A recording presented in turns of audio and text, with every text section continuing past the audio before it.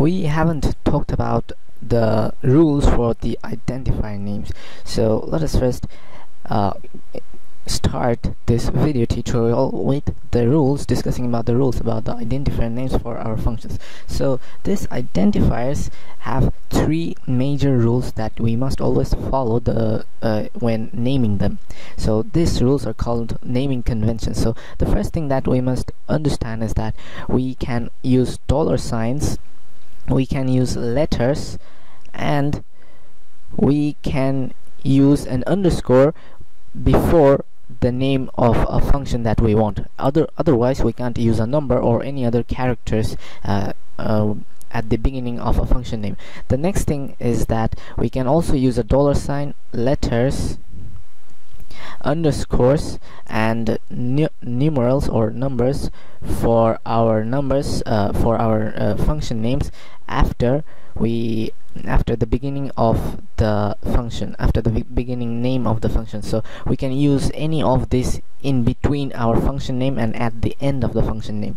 And lastly, we can't use any reserved words, or we can't also use any sort of keywords that are defined inside the core or fundamentals of JavaScript. So we have seen how to declare a function and how to use it inside our variable, and we haven't looked at what an anonymous function is. So an anonymous function, we were talking about it in the previous video. An anonymous function has it can be assigned to a variable directly using our function expression statement. So an anonymous function has no name.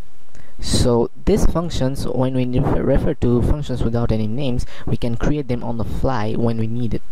So let us modify this calculate function from a declarative statement to a function expression statement. So let us have a look at that. So first let us create a variable. Because it's a function expression statement, we need a variable. We need to directly store our function while we create it. So let us name it as calculate. It will exactly do the same thing but in a different manner. So this function, this variable, will be naming it as calculate, and let us match the name, and we need the function keyword in here. And then, because we're not going to use any sort of names, we will directly pass the parameter of value. Now and again we will need to use these curly braces for our block of code, and the entire code will be same as before. So let us copy this. Let us copy this part for the function expression statement, and let us save this. And finally, unlike the function declaration statement, in the function expression statement we need to include a semicolon at the end. Because the reason behind this is because that although it's being a function, it's a function expression statement, we need to remember that any value after any value which is assigned inside a variable is actually an expression. So this entire function is also an expression, so we need to end it with a semicolon. We need to end this initialization and hence the expression statement with a semicolon. Otherwise this this expression won't be ended by the compiler. The compiler would be actually reading it as though the variable initialization hasn't yet been ended. So let us erase this part, and in here this will actually behave in a similar fashion. So let's save this and let's open our HTML code file in a browser. So when we open this up inside a browser, we see that the answer is similar.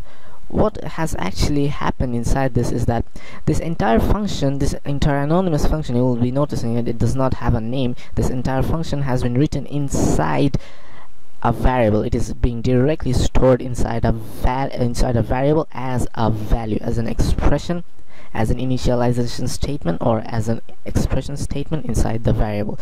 So this is really helpful when we want to create a function on the fly, when we want to create a function in a quickest manner.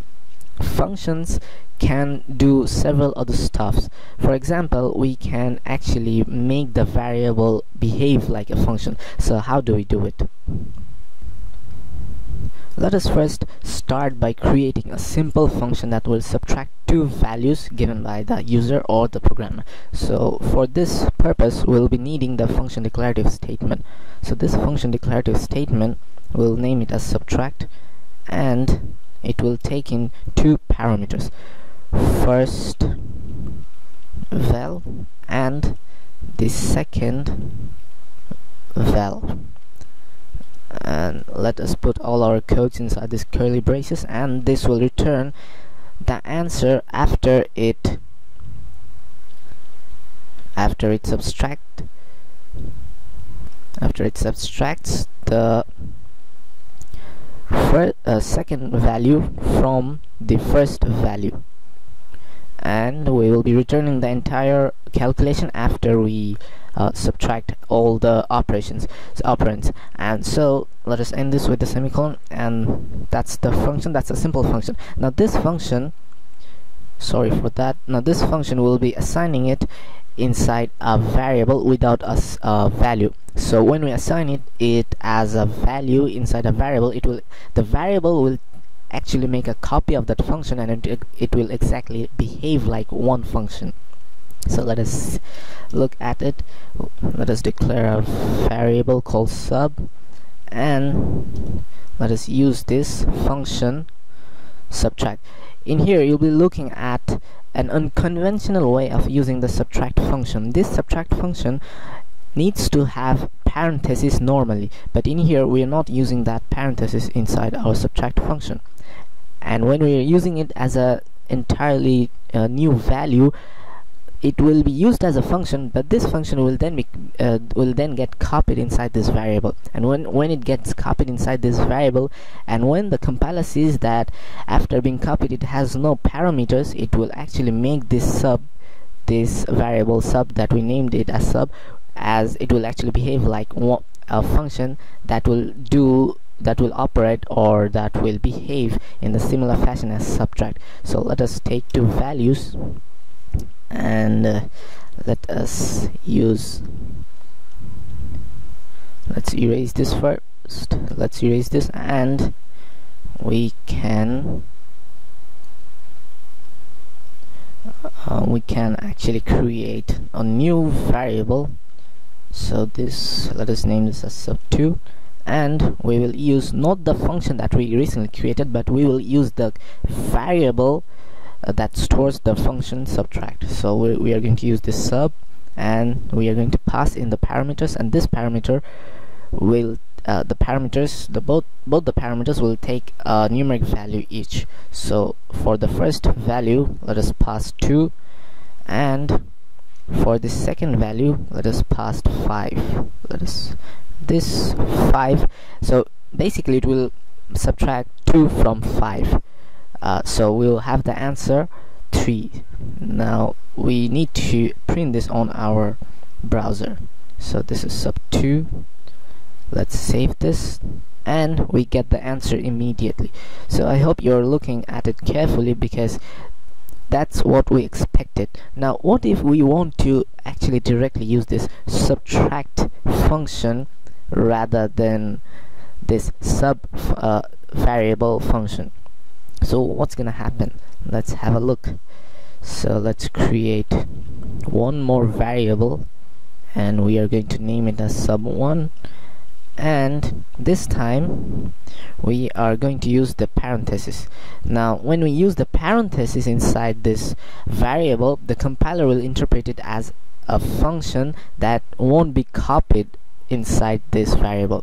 So basically what happens is that when it sees when the compiler sees that it has got parentheses, the compiler will immediately understand that first it will subtract the first value from the second value, and it will store the answer inside this variable, not the function itself. But in the previous variable, we have seen that because we haven't used the parenthesis, the compiler interpreted it as it needs to store the function itself as a copy inside this variable. So let us first put the values for the parameters.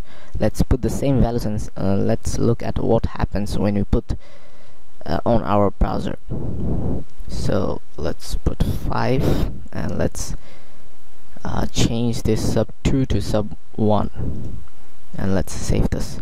So we get the same thing in here. So what it means is that both the ways work in the similar fashion, but if you think that this sub2 this sub variable is actually linking itself to the subtract function, it's not actually linking itself, it's making a copy and it's turning itself into another function. So this is what is happening. Now the next thing that we'll be looking at is how to use a function inside another function.